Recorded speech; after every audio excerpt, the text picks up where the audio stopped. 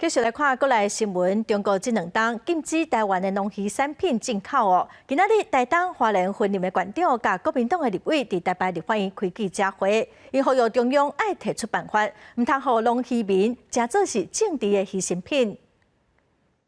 水水文旦分林的游阿龙到立法院来推广，自文旦互中国禁止输入了后，有农友讲，家己虽然自产自销，影响无大，但也是感受到身躯边别个农友的烦恼。文旦台湾都是咱中国人咧食较济嘛，咱华人咧食较济啊，所以讲加减有影响啊。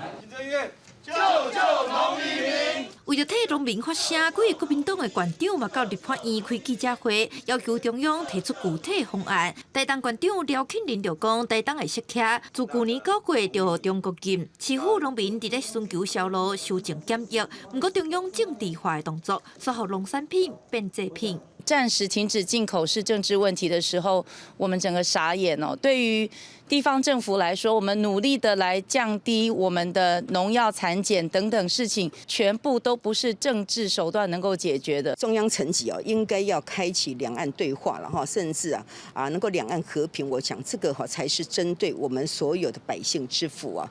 分林县长刘立生嘛指出，假使无消去中国，该唔使消去中央讲的新南向的国家。以分林的菜色来讲，几当前就咧拍通新加坡的行销管道，政府敢有具体的解放？最具体的成效就是达到总统跟院长要求的，照顾农渔民，要把产地价格维持好。面对几个农业大官的县长出声，农委会主委陈吉仲强调讲，政府该做的拢咧做，嘛已经降低单一市场的依赖。不过现场有游仔农讲，假使若有人处理囤收济游仔消无路，是真痛苦的。唔知影官员敢会当感受到？记者电话李小凯台北采访报道。